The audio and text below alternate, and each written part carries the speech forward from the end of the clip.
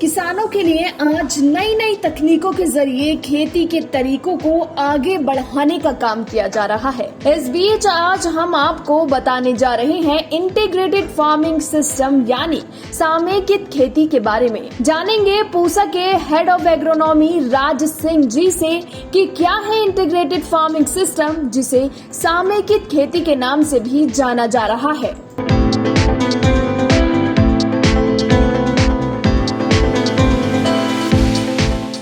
स्वागत है आपका फसल क्रांति में। मैं हूं आपके साथ फिजा काज़मी और आज हम मौजूद हैं पूसा में। यहां हम बात करेंगे क्योंकि किसानों के लिए कई तकनीकें सरकार द्वारा भी आयोजित की जा रही हैं, विकसित की जा रही हैं ताकि कृषि के तरीके बदल सके। आज हम बात करने जा रहे हैं इंटीग्रेटेड फार्मिंग की, जिसे सामयिक कृषि प्रणाली भी कहा जाता है। हमारे बीच मौजूद हैं डॉक्टर राज सिंह जी, बहुत बहुत स्वागत है। धन्यवाद सर, पहले तो आपसे पहला सवाल यही है कि इंटीग्रेटेड फार्मिंग आखिर है क्या, और जिसे सामयिक कृषि प्रणाली भी कहा जाता है। जी देखिए, हमारे देश में ज़मीन के लगातार बंटवारा होने के कारण जो हमारी लैंड होल्डिंग है, जो जोत का आकार है, वो कम होता जा रहा है, जिसका परिणाम ये हुआ कि लगभग 86.4% जो किसान हैं वो छोटे और सीमांत कैटेगरी में आ गए, यानी कि स्मॉल और मार्जिनल कैटेगरी में, यानी कि जिनके पास 2 हेक्टेयर से कम ज़मीन है। और ये किसान ऐसे हैं जिनका अपनी जो परिवार की जो आजीविका है उसको चलाना बड़ा मुश्किल हो रहा है। अगर ये किसान अपना वही ट्रेडिशनल जो पारंपरिक कृषि है वही करते रहे तो उनको परिवार का गुजारा करना बहुत मुश्किल हो जाएगा। इसलिए आवश्यकता है कि जो उन्नत तकनीकी हैं, उन्नत तकनीकों को प्रयोग करते हुए अपने खेत पे ऐसी प्रणाली का प्रयोग करें जिससे कि किसान को सबसे पहले जो आवश्यकता है भोजन की, उसको भोजन मिल जाए। भोजन के साथ साथ भोजन पोषक तत्वों से भरपूर होना चाहिए। उसके अलावा आमदनी, उसकी आमदनी भी बढ़े और रोजगार भी मिले। यानी कि ये 4 चीज़ ऐसी हैं, पहले अपने परिवार का भरण पोषण करना, उसके साथ साथ पोषक तत्व होने चाहिए, आमदनी होनी चाहिए और रोजगार। और जो 5वीं जो खास चीज़ है वो है रिस्क, जोखिम। यानी कि किसान जो पारंपरिक खेती से अगर एक ही फसल बाता है और बाई चांस प्राकृतिक कोई आपदा आ गई और वो फसल नष्ट हो गई तो किसान को तो नुकसान हो जाएगा, उसको अपना परिवार चलाना बड़ा मुश्किल होगा।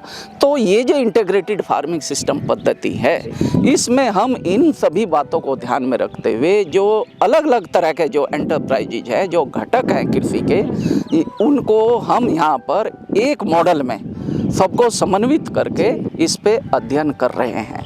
इस मॉडल में हमने लगभग 8-9 अलग अलग प्रकार के एंटरप्राइजेज जो वो सम्मिलित किए हैं, जिसमें मुख्य रूप से फसल उत्पादन, सब्जी उत्पादन, पुष्प उत्पादन, फल उत्पादन, मछली उत्पादन, डकरी यानी कि बत्तख पालन, मुर्गी पालन, पशु पालन और उसके अतिरिक्त वर्मी कंपोस्टिंग और बायोगैस प्रोडक्शन, इन सब को, क्योंकि किसान की जो घर की आवश्यकता होती है, एक आदमी को, एक परिवार को अगर हम 5 सदस्यों का परिवार माने तो उनकी सभी आवश्यकताओं को ध्यान में रखते हुए हमने जो 1 हेक्टेयर क्षेत्र है वो उसी हिसाब से फसल के लिए, जैसा यहाँ पर हमने मछली पालन के लिए 0.1 हेक्टेयर यानी कि 1000 स्क्वायर मीटर उसमें मछली पालन रखे हैं।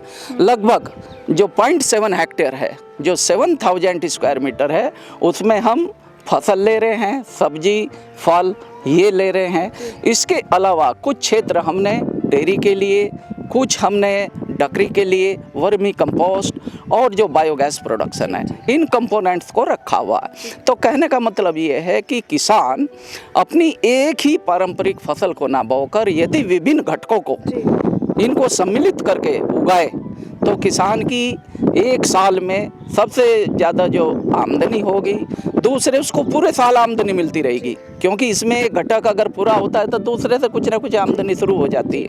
यानी इसको राउंड द ईयर जो है किसान को आमदनी मिलती रहेगी, उसके परिवार के लिए पोषक तत्वों से भरपूर। यहाँ पर किसान को बच्चों के लिए या अपने लिए दूध भी इसमें प्राप्त कर सकते हैं, खाने के लिए मछली भी, अंडा, फल, सब्जी और अनाज, इन सब की आवश्यकता पूरी कर सकते हैं।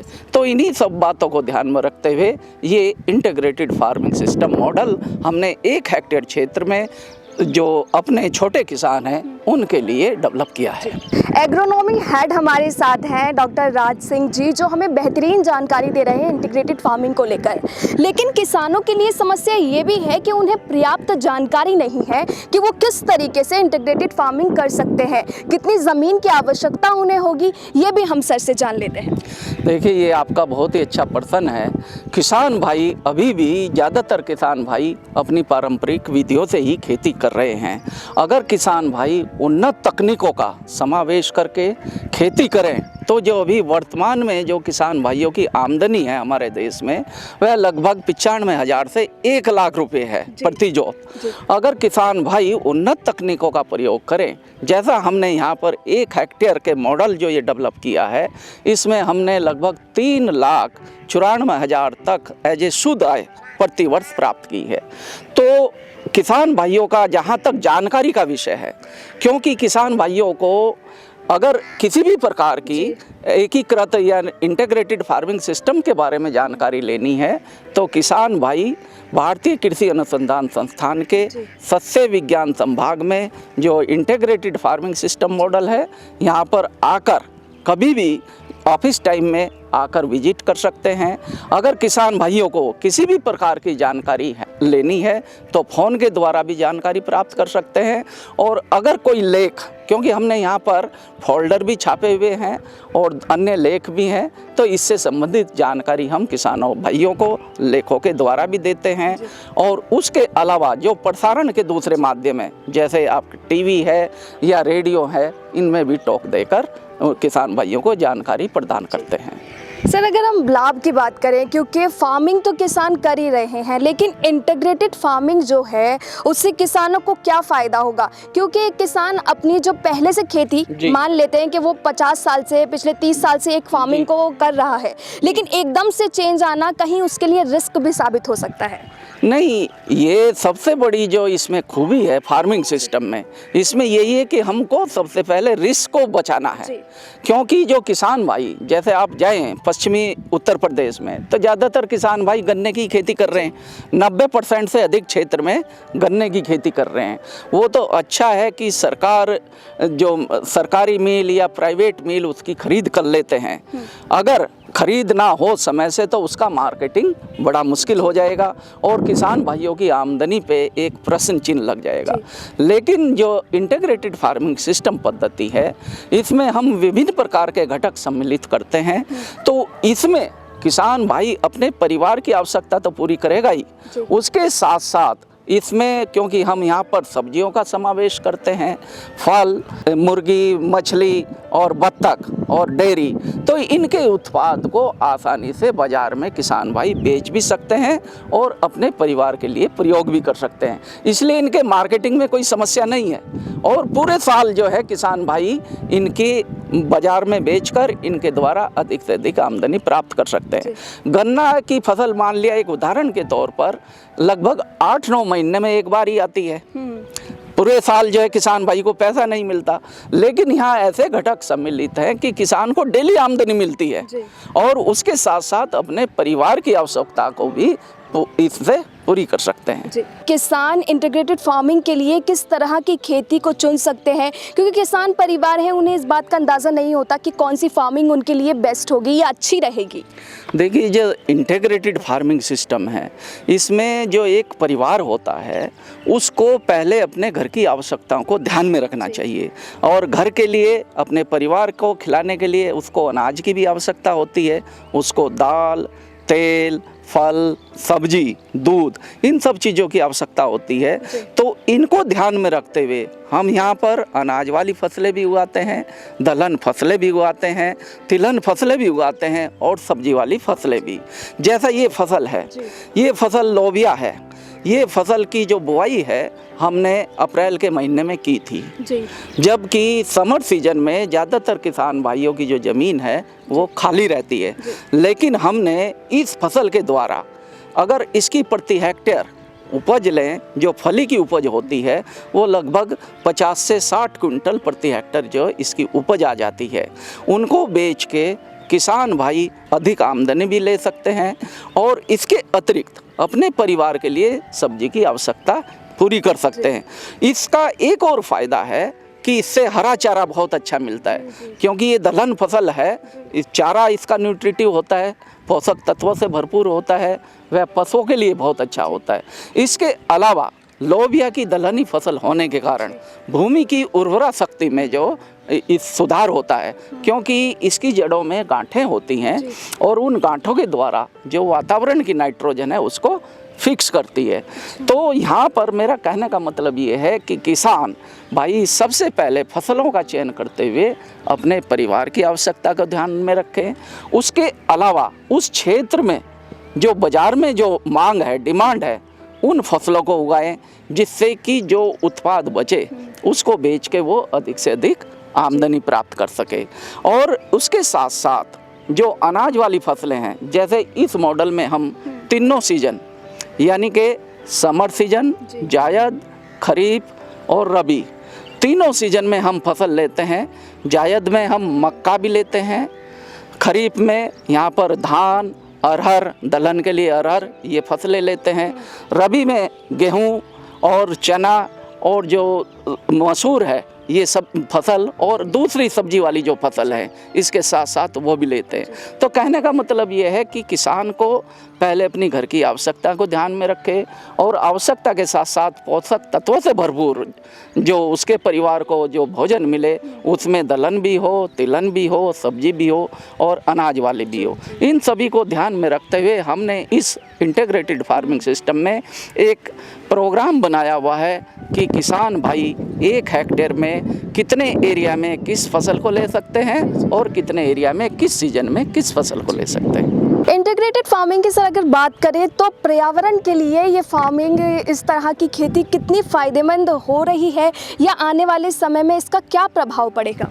हाँ, जैसा कि विदित है अभी हमारे पर्यावरण में काफ़ी बदलाव आ रहा है और पिछले 100 साल का अगर हम रिकॉर्ड देखें तो जो तापमान है, टेम्परेचर है, उसमें 0.6 से 0.7 डिग्री तक वृद्धि हो चुकी है, जिसका प्रभाव फसल उत्पादन पर पड़ रहा है, वर्षा पर पड़ रहा है और दूसरे अन्य संसाधनों पर पड़ रहा है। उसका मुख्य कारण जो प्राकृतिक कारण के अलावा मनुष्य सब जो सिस्टम जो अपना रहे हैं वो एक मुख्य कारण है, जिसके कारण वातावरण में carbon dioxide, methane, nitrous oxide और दूसरी जो CFC जो हैं ये रिलीज हो रही है, जिनका परिणाम ये हो रहा है कि ग्लोबल वार्मिंग बढ़ती जा रही है। इसके लिए आवश्यक है कि हमको ऐसी फसल लगानी चाहिए जिनमें हरियाली रहे ज़्यादा से ज़्यादा समय तक, जो कार्बन को, वातावरण की जो कार्बन है उसको सिक्रेट करे, जिससे कि वातावरण में कार्बन की मात्रा कम हो। तो और पेड़ और पौधों को लगाए।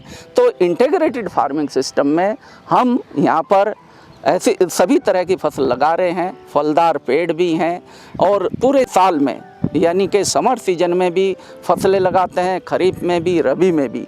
तो इनका ये फ़ायदा होता है कि जो वातावरण की कार्बन डाइऑक्साइड की जो मात्रा है, एक तो इनसे इमिट कम होती है, दूसरे उसके साथ साथ ये जो वातावरण में कार्बन डाइऑक्साइड है, जो कार्बन है, उसको सिक्वेट करते हैं। इसके अतिरिक्त यहाँ पर हम इस सिस्टम में जो नाइट्रस ऑक्साइड का जैसे मुख्य स्रोत है, जो रासायनिक जो उर्वरक या नाइट्रोजनस जो फर्टिलाइज़र होते हैं, यहाँ पर हम केमिकल फर्टिलाइज़र की मात्रा का कम प्रयोग कर रहे हैं, क्योंकि इस सिस्टम में हमारे पास डेयरी है, उसमें हमने जो गैस, बायोगैस प्रोडक्शन जो प्लांट है उसकी जो सैलरी निकलती है उसको खाद के रूप में प्रयोग करते हैं। यहाँ पर जो फसलें हैं उनका जो रेजिड्यू है, जो उनका अवशेष जो है, उसको यहाँ पर कंपोस्ट बनाकर उसका खाद बनाते हैं और जो हम दलहनी फसलों का समावेश करते हैं तो वो भी भूमि की उर्वरा शक्ति में को बढ़ाने में सहयोग देती है। तो कहने का मतलब ये है कि हम एक ऐसी प्रणाली में जिसमें सभी चीज़ों का समावेश है, उसके द्वारा जितनी वातावरण में जो carbon dioxide, methane, nitrous oxide और दूसरी गैसें, इनका जो इमिशन होता है इंटीग्रेटेड फार्मिंग सिस्टम के द्वारा वो कम होता है और जो वातावरण में कार्बन है वो इनके द्वारा सिक्वेट की जाती है, यानी कि इनको इकट्ठा करते हैं, जिससे कि वातावरण में कार्बन डाइऑक्साइड की मात्रा कम होती है।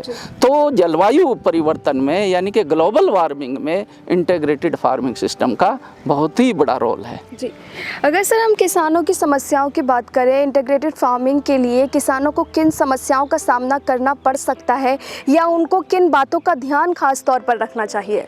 इंटीग्रेटेड फार्मिंग सिस्टम में किसान भाइयों को, क्योंकि ये ऐसी एक्टिविटी है जो पूरे साल चलती हैं और पूरे साल एक्टिविटी में अधिक से अधिक लाभ लेने के लिए किसान भाइयों को फसल की जानकारी होनी चाहिए, उन्नत किस्मों की जानकारी होनी चाहिए, किस समय पे कौन सी फसल बोए, किस तरीके से बोए और कितना उसमें पानी दें, जो दूसरी सस्य क्रियाएं हैं उन सभी का ज्ञान होना चाहिए, ये बहुत ज़रूरी है। इसके अलावा हमारे इंटीग्रेटेड फार्मिंग सिस्टम में जो दूसरे घटक हैं जैसे मछली पालन या बत्तख पालन या मुर्गी पालन या पशु पालन, इनके साथ साथ जो बायोगैस प्रोडक्शन यूनिट है उसका भी, इन सभी बातों का किसानों को ज्ञान होना बहुत आवश्यक है। क्योंकि कभी कभी ज्ञान के अभाव में अगर किसान भाई सभी क्रियाएं समय से नहीं कर पाए तो उनको कभी कभी नुकसान होने की संभावना होती है। तो किसान भाइयों को चाहिए कि जो भी एक पूरे साल का प्रोग्राम बना ले, फसल चक्र का प्रोग्राम बना ले, जो मछली पालन है उसमें क्या फीड देना चाहिए, क्या उनके लिए दूसरी दवाई प्रयोग करनी चाहिए, उनका इंतजाम कर ले और उनका बारे में जानकारी भी रखें। इसी तरीके से जो अपनी बत्तख पालन है या मुर्गी पालन है या पशुपालन है, इनके बारे में उचित जानकारी रखना बहुत ही आवश्यक है, क्योंकि जानकारी के बिन अभाव में कभी कभी नुकसान ज़्यादा होने की संभावना बढ़ जाती है। एक गोबर गैस प्लांट है जो 2 घन की है। इसमें हम 30 से 35 किलो गोबर डालते हैं और 20 से 25 किलो पानी डालते हैं। दोनों को हम मिक्सचर कर देते हैं। नली के द्वारे जो है इसे टंकी में चला जाता है और जाने के बाद जो है 600 से 700 ग्राम जो है गैस तैयार हो जाता है। एक फैमिली के लिए दोनों टाइम का भोजन जो है 600-700 ग्राम में बन जाता है, जो 4 से 4.5 घंटा जलता रहता है गैस दोनों टाइम के लिए। और इसका सैलरी जो है हमारा ये टंकी में जाता है। टंकी में आगे मशीन लगा हुआ है, मोटर लगा हुआ है जो बाहर की तरफ निकल जाता है, चलाते हैं तो। और ये सैलरी जो है हमारे खेतों में उपयोग फिर करते हैं, इस्तेमाल करते हैं। एक और चीज़ कहना चाहूँगा कि जो गोबर, कच्चा गोबर जो किसान भाई खेत में डालते हैं उससे एक तो दीमक ज़्यादा लगने की संभावना रहती है, दूसरे खरपतवार ज़्यादा होते हैं, क्योंकि जो पशु चारा जो खाते हैं वो बीज सहित खाते हैं और जो बीज हैं उनकी अंकुरण क्षमता नहीं जाती अगर हम उसको अच्छी तरीके से नहीं डिकम्पोज करते। लेकिन बायोगैस प्लांट में जो सैलरी बनती है, इससे जो बाद में सैलरी जो निकलती है उसमें जो वीड्स के यानी कि खरपतवार के जो बीज होते हैं उनकी अंकुरण क्षमता ख़त्म हो जाती है और इसकी जो पोषक तत्वों की मात्रा है वो भी अच्छी बनी रहती है। तो इसमें 2 फायदे हैं, एक तो किसान भाइयों को गैस मिल रही है, उसके अलावा इसकी सैलरी से अच्छी किस्म का खाद मिल रहा। तो इसमें किसान भाई अच्छी किस्म का खाद डाल के अपनी फसल की अधिक से अधिक उत्पादन प्राप्त कर सकते हैं। और जो किसान भाई रासायनिक उर्वरक खरीदने में जो खर्च करते हैं, जो बाज़ार पर निर्भर रहते हैं, उस खर्च को कम कर सकते हैं। और अल्टीमेटली अगर किसान भाई ये सब करें तो उनकी आमदनी बढ़ने के साथ साथ उनको जो घर की सुविधा है, जो गैस खाना बनाने के लिए मिल रही है, वो भी एक परिवार के लिए पर्याप्त मात्रा में मिल जाएगी। जिस तरीके से हमने अभी बाहर देखा तो पूरा सिस्टम है यहाँ पर, ये आप देख सकते हैं कि गैस का मीटर अलग से लगा हुआ है और भाई ने हमें बताया भी है कि किस तरीके से किसान भाई इस गैस का इस्तेमाल भी कर सकते हैं। ये देखिए आप यहाँ सर ने जलाकर हमें दिखाया है कि चूल्हे पर एक गैस का इस्तेमाल आप किस तरीके से कर सकते हैं ऐसी खेती के लिए। इंटीग्रेटेड फार्मिंग के जरिए पशुपालन यूनिट को भी आप किसान भाई अगर चलाना चाहें तो वो इस बेहतरीन तरीके से चला सकते हैं। सर से ही जानेंगे कि उसके लिए क्या तरीका अपना सकते हैं किसान भाई और इसके लिए जो पशुओं के लिए चारा चाहिए होता है वो कैसे प्राप्त किया जा सकता है। देखिए, पशुपालन किसान की आमदनी का एक बहुत ही अच्छा स्रोत है, क्योंकि पशुपालन से किसान को दूध भी मिलता है, उससे जो गोबर मिलता है उसको आपने जैसा देखा कि बायोगैस प्लांट में भी प्रयोग करके किसान भाई गैस अपने घर के लिए प्रयोग कर सकते हैं और उसकी जो सैलरी वो खेत में खाद के रूप में प्रयोग कर सकते हैं। तो यहाँ पर हमने इस सिस्टम में 3 गायें रखी हुई हैं जो उन्नत किस्म की गायें हैं और इन गायों के लिए जो चारा क्योंकि हम जो डिफरेंट जो फसल चक्र बनाए हुए हैं उसमें ऐसी फसलों का समावेश किए हैं कि उसमें हमको अनाज के या दाल या तेलहन के अलावा चारा भी मिले।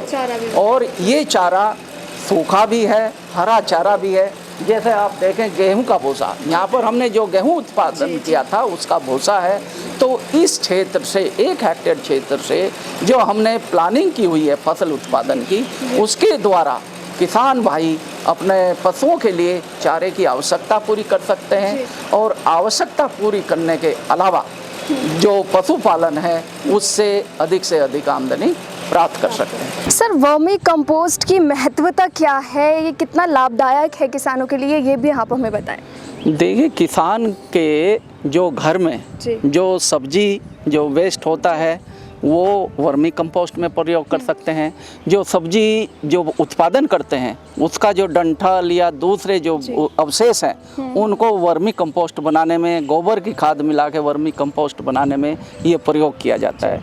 जैसा कि हम जानते हैं कि वर्मी कंपोस्ट में जो नाइट्रोजन की मात्रा वो गोबर की खाद में नाइट्रोजन की मात्रा के 3 गुना से अधिक होती है। यानी कि गोबर की खाद में नाइट्रोजन लगभग 5.5% होती है, जबकि वर्मी कंपोस्ट में नाइट्रोजन 1.7% तक होती है। तो इसकी पोषक तत्वों की मात्रा गोबर की खाद के में जो पोषक तत्व हैं उनकी अपेक्षा काफ़ी अच्छी होती है। और जो किसान भाइयों के जो किचन का जो वेस्ट है या खेत का जो वेस्ट है उसको वर्मी कंपोस्ट बनाने में प्रयोग करके किसान अच्छी किस्म का खाद, ख़ास तौर से जो हम फल वाले पौधे या जो फूल वाले पौधे या सब्जी हाई वैल्यू क्रॉप्स उसमें प्रयोग करके अधिक से अधिक उत्पादन प्राप्त कर सकते हैं। सर, मेरा आपसे आखिरी सवाल यही है कि आप फसल क्रांति के माध्यम से किसानों को क्या संदेश देना चाहते हैं। इंटीग्रेटेड फार्मिंग के बारे में तो आपने हमें बताया ही है, लेकिन क्या किसानों को आप संदेश ऐसा देना चाहते हैं?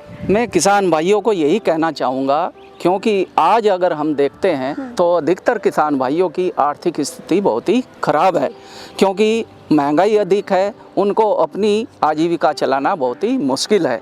यदि किसान भाई अपनी जो पारंपरिक खेती है उसमें बदलाव करें, जैसे यहाँ पर हमने बताया इंटीग्रेटेड फार्मिंग सिस्टम के बारे में, इसमें अलग अलग जो कंपोनेंट हैं इनका समावेश करके किसान भाई उन्नत तकनीकियों के द्वारा इनका अधिक से अधिक फसल उत्पादन, पशुपालन से उत्पादन, मछली पालन से उत्पादन और जो हमारी बत्तख पालन और मुर्गी पालन है, इन सब से अधिक उत्पादन लें तो किसान भाइयों की निश्चित रूप से आमदनी बढ़ेगी, उनकी रोजगार भी बढ़ेगा।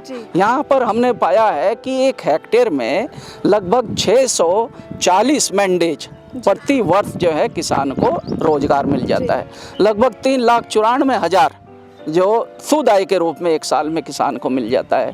और किसानों की जो घर की आवश्यकता है उसके साथ साथ पोषक तत्वों से भरपूर भोजन मिलता है।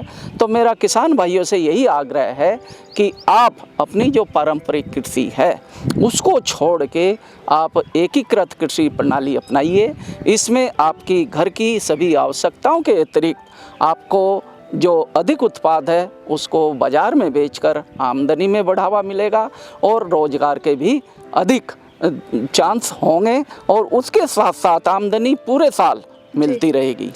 तो मैं किसान भाइयों को अगर कोई किसी तरह की जानकारी लेनी है या विजिट करना है तो किसान भाई कभी भी हमारे यहाँ भारतीय कृषि अनुसंधान संस्थान के सस्य विज्ञान संभाग के जो इंटीग्रेटेड फार्मिंग सिस्टम यूनिट है इसमें आके कभी भी विजिट कर सकते हैं या विशेषज्ञों से इसके बारे में जानकारी प्राप्त कर सकते हैं। बहुत बहुत शुक्रिया सर हमारे साथ जुड़ने के लिए। तो थे हमारे साथ एग्रोनॉमी हेड राज सिंह जी, जिन्होंने हमें बताया कि इंटीग्रेटेड फार्मिंग क्या है, किसान इससे किस तरीके से मुनाफा हासिल कर सकते हैं और कितनी ज़्यादा फसलों को एक जगह पर एक साथ खेती की जा सकती है। कृषि से संबंधित और भी जानकारी हम आप तक ऐसे ही पहुँचाते रहेंगे। आप जुड़े रहिए फसल क्रांति के साथ।